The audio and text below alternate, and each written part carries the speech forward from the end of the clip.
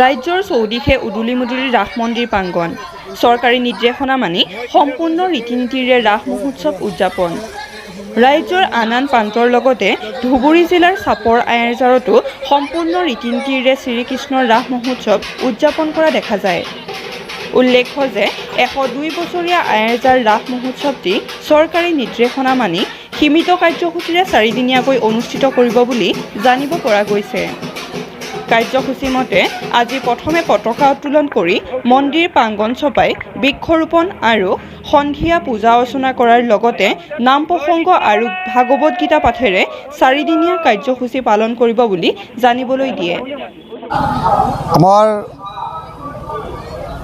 শ্ৰী শ্ৰীকৃষ্ণ ৰাস মহোৎসৱ উদযাপনৰ আমাৰ 4 দিনৰ কাৰ্যসূচীৰে আমি এই অনুষ্ঠানটো আৰম্ভ কৰিছোঁ আৰু এই 4 দিনৰ কাৰ্যসূচীৰ প্ৰথম কাৰ্যসূচী মতে আজি আমাৰ ৰাতিপুৱাৰ পৰা আমাৰ কাৰ্যসূচী বিভিন্ন কাৰ্যসূচী চলি আছে। তাৰ মাজত এতিয়া আমাৰ পূজা অৰ্চনা চলি আছে।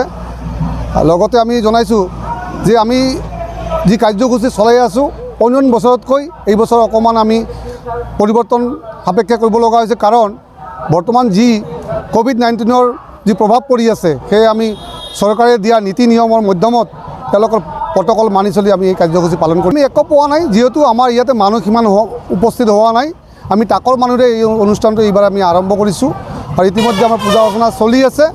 এই অঞ্চলৰ ৰাইজেই যিমান ভক্তপ্ৰাণ ৰাইজ আছে সকলোৱে ইয়াত উপস্থিত হৈছে আৰু কোভিড প্ৰট'কল মানি চলি আছে।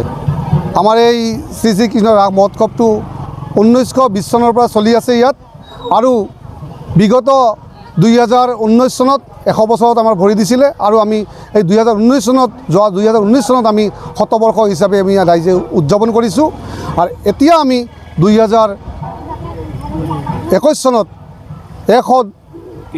102তম হিচাপে আমি উদযাপন পালন কৰি আছোঁ। কোভিড প্ৰট'কল মানি চলি আমি বিভিন্ন ধৰ্মীয় কলাকৃষ্টিৰে নাম কীৰ্তনৰ মাধ্যমেৰে আমাৰ এই আয়েৰজাৰ শ্ৰী শ্ৰীকৃষ্ণ ৰাস মহোৎসৱ উদযাপন আমি পালন কৰি আমি নামদলকে আমন্ত্ৰণ কৰিছোঁ, কিন্তু আমি তেনেকুৱা ধৰণৰ অন্য বছৰৰ দৰে এইবাৰ আমি তেনেকুৱা গান বাজনা বা ইত্যাদি আমি তেনেকুৱা ব্যৱস্থাপনা কৰা নাই। ধন্যবাদ। চাপৰৰ পৰা নজমুল হকৰ ৰিপৰ্ট।